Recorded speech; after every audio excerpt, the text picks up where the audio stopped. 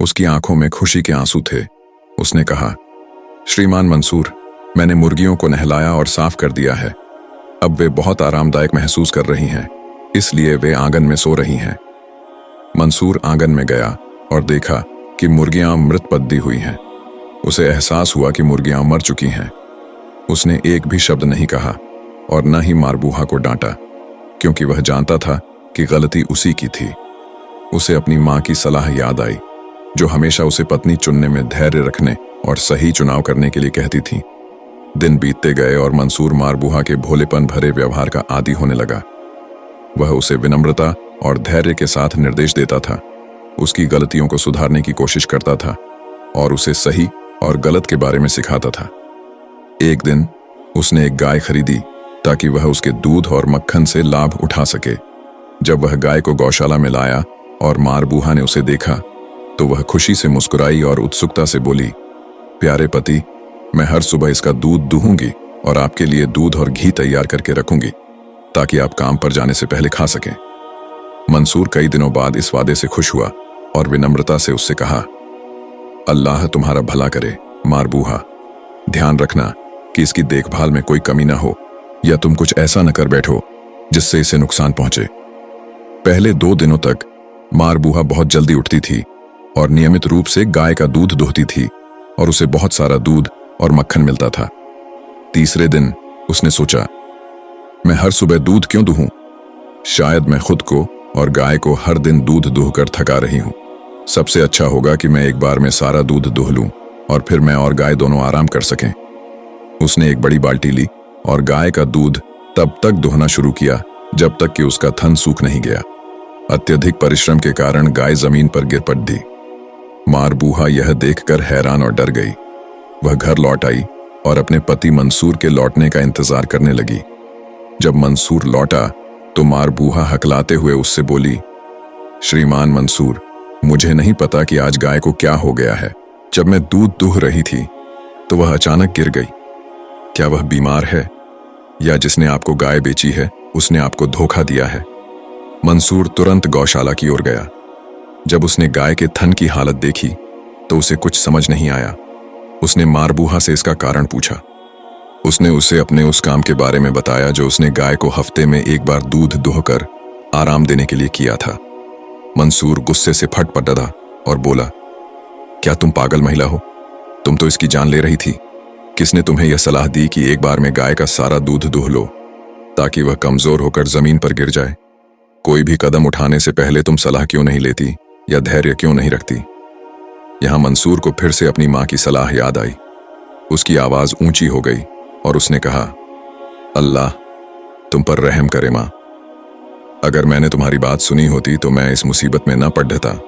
और मारबूहा ने मूर्खतापूर्ण तरीके से मुस्कुराते हुए नरम आवाज में जवाब दिया, मैं एक दिन छोड़कर दूध दूहूंगी।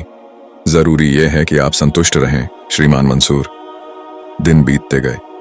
एक सुबह मारबूहा शांति से अपने और अपने पति के कपड़े तह कर रही थी। अचानक उसे मंसूर के सामान के बीच छिपा हुआ एक छोटा बक्सा मिला। उसकी उत्सुकता जागी, लेकिन उसने उसे दबाया और शांति से अपना काम खत्म किया। जब मंसूर लौटा तो वह बक्सा लेकर उसके पास गई और उत्सुकता से भरी नरम आवाज में बोली, श्रीमान मंसूर, यह बक्सा किसका है?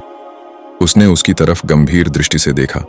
उसने उसके कंधों को धीरे लेकिन मजबूती से पकड़ धकर कहा, मारबूहा, यह बक्सा मेरी चिंता का कारण है।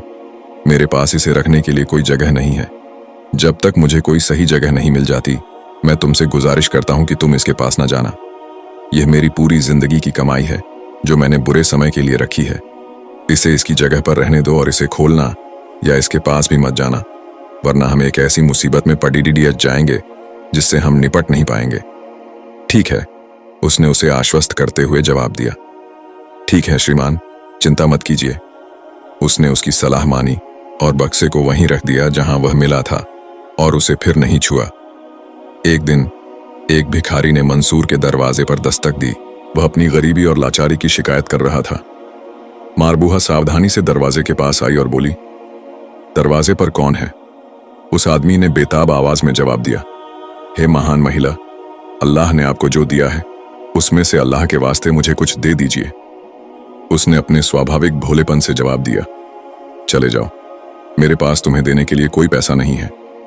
भिखारी उसके इतने सीधे जवाब पर हंसा और बोला, बहुत अच्छा, अल्लाह आपको समय के चक्र यानी बुरे समय से बचाए। यह वाक्य सुनकर मारबूहा हैरान रह गई। उसे अपने पति के छिपे हुए बक्से की याद आई। उसने फिर से दरवाजे के पीछे से भिखारी को बुलाया। थोड़ा इंतजार कीजिए श्रीमान, क्या आप समय के चक्र के बारे में कुछ जानते हैं? उस आदमी ने एक रहस्यमयी मुस्कान के साथ कहा, मैं समय के चक्र का फल हूं। एक समय मैं धनी था, लेकिन समय ने मुझसे मुंह मोद लिया और मुझे अपना चक्र दिखाया। मैं खुद समय का चक्र हूं। मारबूहा ने भोलेपन और मूर्खता से जवाब दिया। तो मेरे पास आपकी एक अमानत है। वह जल्दी से घर के अंदर गई, बक्सा लाई और दरवाजे के छेद से भिखारी को दे दिया। जैसे ही भिखारी ने बक्सा खोला, वह सोने और गहनों के खजाने को देखकर हैरान रह गया। तब उसे उसके भोलेपन का एहसास हुआ। उसने उसके लिए दुआ की। फिर वह बक्सा लेकर तुरंत भाग गया। वह उस जगह और शहर से बहुत दूर चला गया।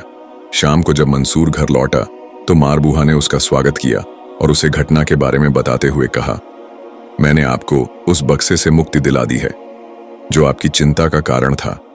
हमारे दरवाजे पर खुद समय का चक्र दस्तक देने आया था और आपने उसके लिए जो बक्सा छिपाकर रखा था, मैंने उसे दे दिया है। मंसूर हैरान होकर चिल्लाया, यह तुमने क्या किया मारबूहा? तुमने मेरी कई सालों की कड़ी मेहनत की कमाई को बर्बाद कर दिया है। फिर मंसूर घटना की भयावहता पर चुप हो गया। वह अपनी पत्नी को और डांट नहीं सका, क्योंकि वह जानता था कि वह किसी भी सीख से सीखती नहीं है और न ही अनुभव से लाभ उठाती है। अपनी सरलता और समझने की कमी के कारण उसने अपने सिर को दोनों हाथों के बीच दबा लिया और नुकसान के दर्द को दबाने लगा। फिर कांपती हुई आवाज में उसने कहा, यही मेरे धैर्य की सीमा है। मेरा धैर्य खत्म हो गया है। अगर तुम मेरे चुनाव और इच्छा का नतीजा न होती और मैं तुम्हारी हालत न जानता, तो मैं तुम्हें वहीं वापस भेज देता जहां से तुम आई हो। चूंकि मैंने अपनी मां की सलाह को अनदेखा किया है और उनके खिलाफ गया हूं, यही मेरी सजा है और मुझे अपने चुनाव के नतीजों को भुगतना होगा। इसलिए मैं तुम्हारे लिए यह घर छोड़कर चला जाऊंगा और आज के बाद वापस नहीं आऊंगा। मैं तुम्हारे साथ एक छत के नीचे नहीं रहूंगा। तुम्हारी रोज की जरूरत का सामान तुम्हारे पास पहुंचता रहेगा। मारबूहा ने हैरानी और दुख के साथ पूछा, आप कहां जाएंगे श्रीमान मंसूर? उसने दरवाजे की चौखट पर पैर रखते हुए जवाब दिया, मैं तुम्हारी बनाई हुई तबाही से दूर किसी भी जगह चला जाऊंगा। दुनिया बहुत बड़ी है और मैं ऐसे बोझ से छुटकारा पाऊंगा जिसने मेरी जिंदगी को असहनीय बना दिया है। मंसूर बहुत गुस्से में घर से बाहर निकल गया।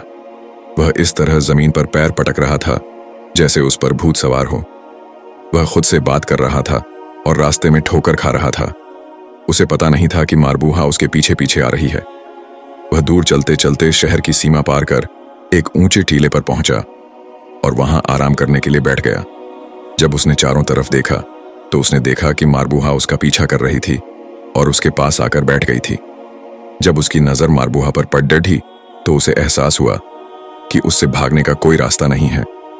वह उस पर थोपा गया कोई बोझ नहीं थी, बल्कि उसने उसे अपनी मर्जी से चुना था। वह उसके भोलेपन को जानते हुए ही उसे उसके माता पिता के घर से लाया था, तो वह खुद को छोड़कर और किसे दोष देगा? तब उसने अपनी किस्मत अल्लाह पर छोड़ दी और उस पर धैर्य रखने और उसके सीधे सादे कामों को बर्दाश्त करने का फैसला किया। वह अपनी जिम्मेदारी में और अल्लाह के सामने अपनी अमानत में वापस लौट रहा था। रास्ते में शहर पहुंचने से पहले ही रात हो गई। उन्हें एक सुनसान घर मिला और वे रात बिताने के लिए वहां रुक गए। आधी रात को उन्हें घर के बाहर पुरुषों की आवाजें सुनाई दीं। उनकी बातों से लग रहा था कि वे डाकू हैं और वे वहां आराम करने के लिए रुके हैं। मंसूर ने अपनी सांस रोक ली, इस डर से कि वे उनकी मौजूदगी को पहचान न लें, और मारबूहा ने आवाज सुनते ही सिर उठाकर स्थिति को देखने के लिए उठने की कोशिश की। मंसूर तुरंत उसके पास गया और बोला, कहां जा रही हो? उसने सीधे सादे ढंग से जवाब दिया, मैं मामला देखना चाहती हूं। उसने धीमी आवाज में हाथ से इशारा करते हुए कहा, वापस जाओ और सो जाओ, बाहर मत जाओ। हमें नहीं पता कि ये लोग कैसे हैं। वह शांत हो गई, लेकिन कुछ देर बाद फिर से उठ खड़ी हुई। मंसूर ने उसे डांटते हुए कहा, हमारी मौजूदगी उनकी नजर में नहीं आनी चाहिए। चुपचाप सो जाओ, वरना हम बर्बाद हो जाएंगे। वह मुस्कुराई और बोली, मैं बस थोड़ी ताज़ी हवा लेना चाहती हूँ।